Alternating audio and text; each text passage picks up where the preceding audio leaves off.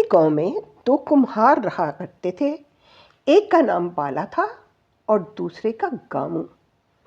दोनों अपनी बीवी बच्चों के साथ एक दूसरे के पड़ोस में रहते थे।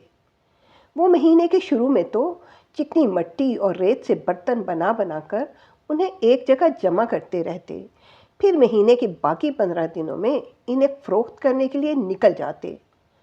बाले के पास भी एक घोड़ा था और गामू के पास भी। वो दोनों अपने अपने घोड़ों पर बर्तन लाद कर मोहल्ले मोहल्ले बेचा करते थे। किसी रोज़ गांव में इनके बर्तनों की बिक्री ना होती तो अगले रोज़ शहर का रुख करते। शहर अगरचे दूर पड़ता था, मगर वहाँ इनके बर्तन हाथों हाथ फरोख्त हो जाते थे और उन्हें अच्छे पैसे भी मिल जाते थे। बाले और गामू के घोड़े की शक्ल और सूरत बिल्कुल एक जैसी थी। कद काठ भी एक सा और रंग भी एक सा। इनकी शक्ल और सूरत तो एक ही जैसी थी, मगर मिजाजों में ज़मीन आसमान का फ़र्क था। बाले का घोड़ा बहुत अच्छा था। वो बाले का दोस्त था ही, मगर इसके घर वालों से भी बड़ा मानूस था। जब बाला इस पर मिट्टी के बर्तन लाता तो वो खामोशी से खड़ा रहता और ज़रा भी इधर उधर ना होता। उसे पता था कि इसके हरकत करने से इसके मालिक के मिट्टी के बर्तन नीचे गिरकर टूट जाएंगे और उसका नुकसान होगा। बाले को अपने घोड़े से बहुत मोहब्बत थी। वो इसका बहुत ख्याल रखता था, वक्त पर चारा और पानी देता। शाम को मैदान से इसके लिए हरी हरी और नरम नरम घास दरांती से काट कर लाता। इसके घोड़े को जौ और बाजरा बहुत पसंद थे। जौ और बाजरा अगरचे खरीदने में महंगे थे, मगर बाला हफ्ते में 2-3 दफ़ा उसके लिए जौ के दाने और बाजरा भी ले आता। बाले ने आज तक अपने घोड़े को नहीं मारा। वो कहता था, ये मेरा दोस्त है और मैं अपने दोस्त को कभी नहीं मारूंगा। बाले का घोड़ा इसलिए अच्छा था कि उसके मालिक का सलूक इससे अच्छा था। इसके बरक्स गामू का घोड़ा बड़ा अड़ियल था। किसी और को तो क्या, गामू को भी अपने करीब नहीं आने देता था। एक रोज़ उसने गामू को ही दुलत्तियाँ झाड़ दी थीं और वो दूर ज़मीन पर जा गिरा था। इसके बाद इसने एक मोटे डंडे के साथ अपने घोड़े की बहुत पटाई की थी। जिस जगह घोड़े की दुलत्तियाँ पड़ी थीं, इस जगह गामू को कई रोज़ तक शदीद दर्द होता रहा। उसकी समझ में नहीं आ रहा था कि वो इस बदतमीज़ घोड़े का क्या इलाज करे। एक रोज़ सुबह सुबह का वक्त था। गामू अपनी छत पर चढ़ा और इधर उधर देख रहा था कि इसे बाला नजर आया। बाला अपने घोड़े के नज़दीक गया तो घोड़ा इसे देखकर ज़मीन से उठ खड़ा हुआ और खुशी से दुम हिलाते हुए हिनहिनाने लगा। बाले ने इसके सर पर हाथ फेरा, इसके चारे की बाल्टी का जायज़ा लिया और जब इसे यकीन हो गया कि इसके घोड़े ने पेट भर लिया है तो वो मिट्टी के बर्तनों से भरी 2 टोकरियां ले आया और इन्हें एहतियात से घोड़े की पुश्त पर लगी काठी से लटका दिया और बर्तनों को बेचने के लिए घर से निकल गया। ये मंजर देखकर गामू ने हसरत से सोचा कि एक घोड़ा बाले का है, कितना अच्छा, सीधा साधा और शरीफ। मेरे घोड़े को देखो, ज़माने भर का बदमाश है। ये बात सोचकर ही उसे गुस्सा आ गया। उसने आओ देखा ना ताओ डंडा पकड़ा और दे धनाधन अपने घोड़े पर बरसाने लगा। इस अचानक उस्ताद पर पहले तो घोड़ा हैरान हुआ, फिर उसने जो दुलत्ती झाड़ी तो उस रोज की तरह गामू फिर दूर जा गिरा और इसके जिस्म पर सख्त चोट आई। गामू का दर्द इतना बढ़ा कि इस रोज वो काम पर भी ना जा सका। सारा दिन चारपाई पर पड़ा हाय हाय करता रहा और अपनी बीवी को कोसता रहा, सारा कसूर तेरा है। ना जहेज में ऐसा घोड़ा लाती, ना मैं रोज रोज पिटता। दूर हो जा मेरी नज़रों से। शाम को इसके जहन में एक तरकीब आई। इसने सोचा, मेरा घोड़ा और बाले का घोड़ा दोनों एक जैसे हैं, तो क्यों ना मैं चुपके से बाले के घोड़े को बदल लूं। ये सोचकर इसके होंठों पर एक मुस्कुराहट आ गई। वो रात होने का इंतज़ार करने लगा। जब आधी रात हो गई तो वो धीरे से उठा, दीवार फांदकर बाले के घर दाखिल हुआ, फिर बाहर का दरवाज़ा खोला और अपना घोड़ा अंदर सहन में ले आया। अपने घोड़े की रस्सी इसके इसने मुंह में दबाई और ज़मीन पर बैठकर बाले के घोड़े की रस्सी खूंटे से खोलने लगा। वो सारा काम नहायत खामोशी से कर रहा था कि अचानक इसके घोड़े ने उछल कूद शुरू कर दी। वो घबरा गया। इस शोर शराबे से बाले और इसकी बीवी की आंख खुल गई। इसकी बीवी खौफजदा हो गई, मगर बाला डरपोक नहीं था, एक बहादुर आदमी था। उसने लालटेन उठाई और लाठी लेकर बाहर निकला। इसकी बीवी इसके पीछे थी। बाला बाहर निकला तो क्या देखता है कि गामू अपने घोड़े के साथ वहां मौजूद है। उसका घोड़ा बिगड़ गया था और बहुत उछल कूद कर रहा था। गामू, तुम इतनी रात गए मेरे घर में क्या कर रहे हो? तुम अंदर कैसे आए? मैंने तो दरवाजे की कुंडी खुद लगाई थी। बाले ने हैरान होते हुए कहा।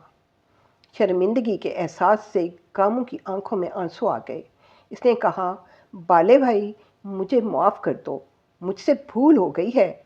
मैं अपना अड़ियल घोड़ा तुम्हारे सीधे साधे घोड़े से बदलने आया था। मेरे घोड़े ने मुझे बहुत तंग कर रखा है। गामू को रोते हुए देखा तो बाले को इस पर तरस आया। बाले ने गामू से कहा, गामू, अपने घोड़े को घर में बांधो, फिर हम आराम से बैठेंगे। मुझे तुमसे ज़रूरी बात करनी है।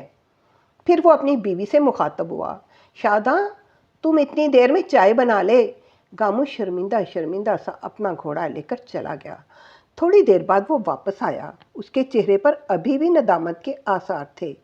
बाले ने इसे एक मरतबा फिर तसल्ली दी और बोला, तुम फिक्र मत करो, मैंने तुम्हारी इस हरकत को माफ़ कर दिया है।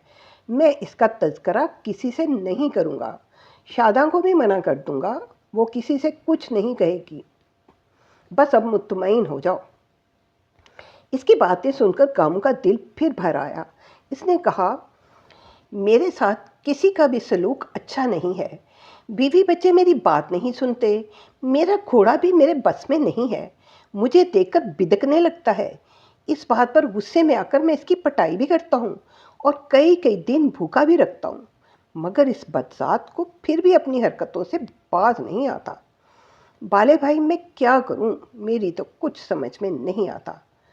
बाले ने कहा, गामू, मैं तुम्हें अपने भाइयों जैसा समझता हूँ। मेरी बात का बुरा नहीं मानना। हम दोनों शुरू ही से एक दूसरे के पड़ोसी हैं।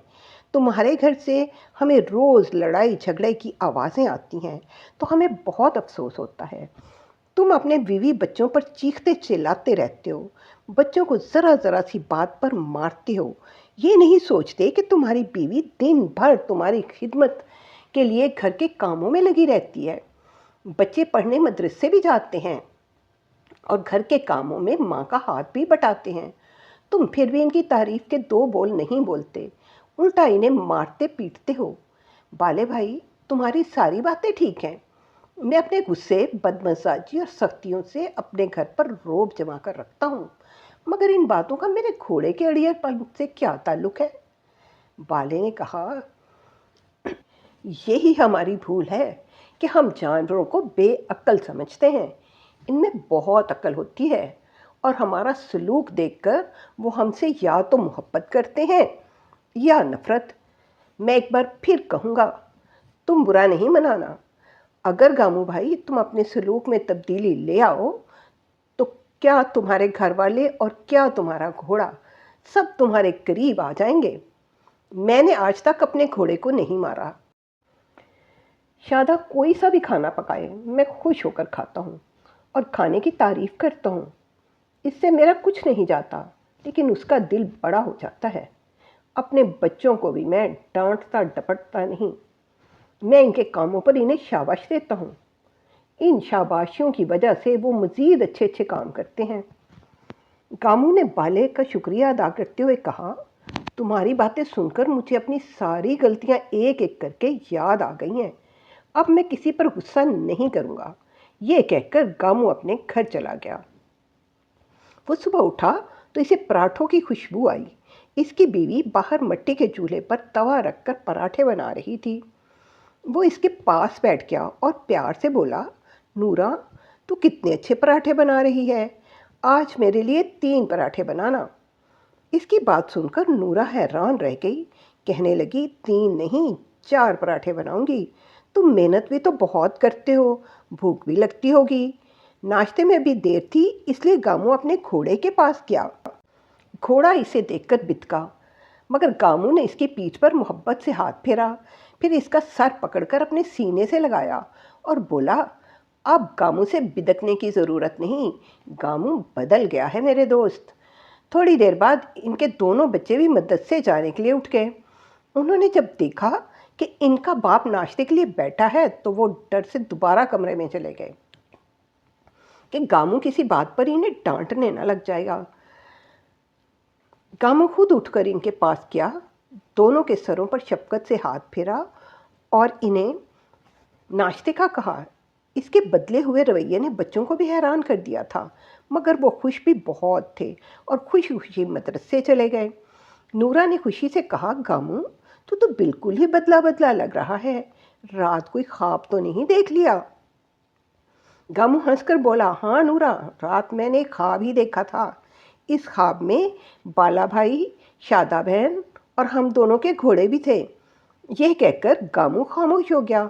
नूरा की समझ में इसकी बात तो नहीं आई, मगर वो इस बात पर बहुत खुश थी कि गामू अब नया इंसान बन गया है।